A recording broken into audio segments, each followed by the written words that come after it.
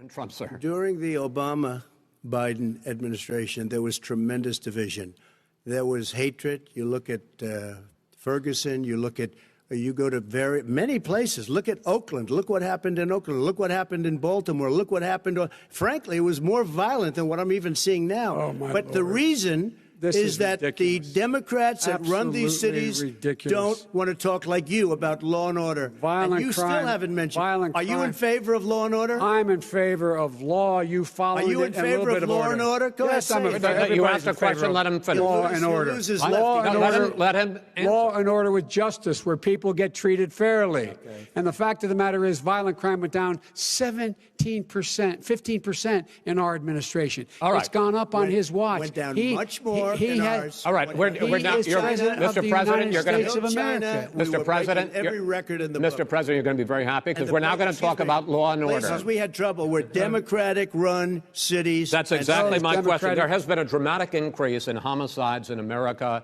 this summer, particularly, and you often blame that on Democratic mayors and Democratic governors, but in fact, there have been equivalent spikes in Republican-led cities like Tulsa and Fort Worth. So the question is this really a party issue? I think it's a party issue. You can bring in a couple of examples, but if you look at Chicago, what's going on in Chicago, where 53 people were shot and 8 died, shot. If you look at New York, where it's going up like nobody's ever seen anything, the numbers are going up 100, 150, 200%.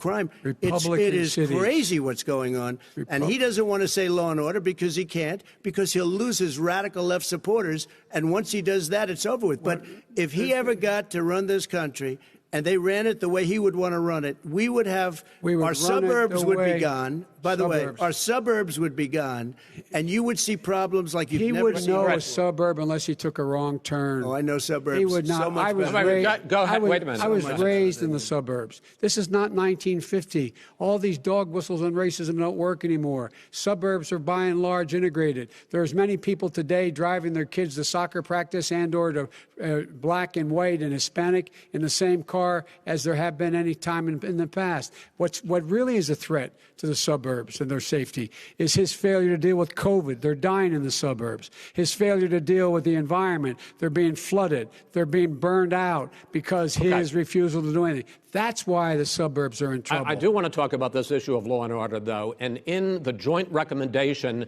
that came from the Biden-Bernie Sanders task force, you talked about, quote, reimagining policing.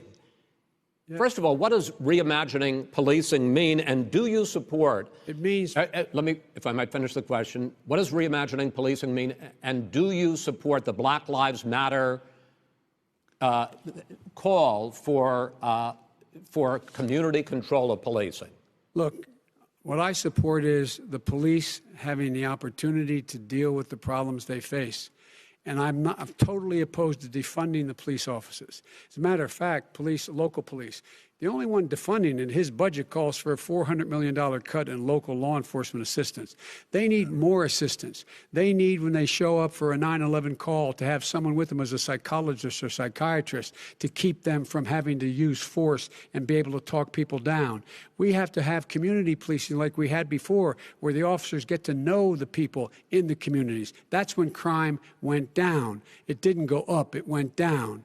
And so we have to be engaged. That's not what they're talking about, Chris. That's not what they're talking about. He's talking about defunding the police. That is not true. He doesn't have any law support. Look, he has no law enforcement that's not support. true. Almost nothing. Look. Oh, really? Who do you have? Name one group that supports you. Name one group that came out and supported you. Go ahead. Think. We have time. We don't have time to do anything. No, think all right.